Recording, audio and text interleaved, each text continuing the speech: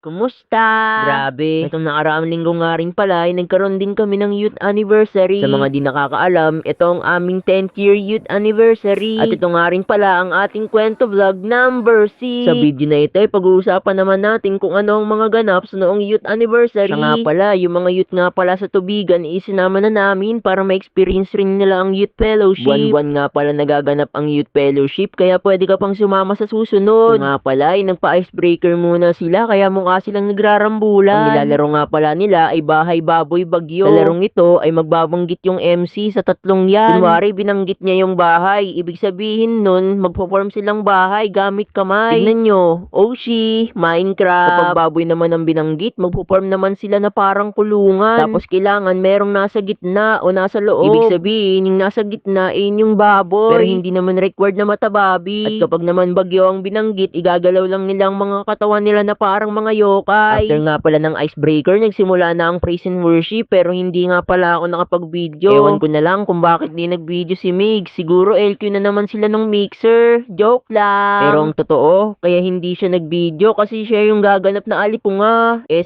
Alibughang anak pala. Sorry guys, na tayo po lang po. Bali, nire-represent nga pala nila yung prodigal son. At yung tugtog nga pala dyan ay yung When God Run. Kaso di ko na rin paparinig sa inyo. Baka makaparit ako mga B. Lumabas nga muna ako after nyan, at dito nga pala ay kasama ko rin sina Set at Levi. Levi! Psst. Levi! Uy! Levi! Ah! Set! Pagkatapos nga pala ng preaching ay preparing na rin ng food. Bali, ginataang karburador nga pala ang pagkain namin ngayon. Ay mali, ginataang spaghetti pala. Teka, parang hindi. Ano ba to? Carbonara o carbonako? Ay mali. Ay alam ko na. Carbonara pala. Pasensya na guys, hindi kasi ako babae, kaya minsan lang ako tumama. Joke lang. Habang kumakain nga pala kami, nagpa-fashion show nga pala dito si Fordo.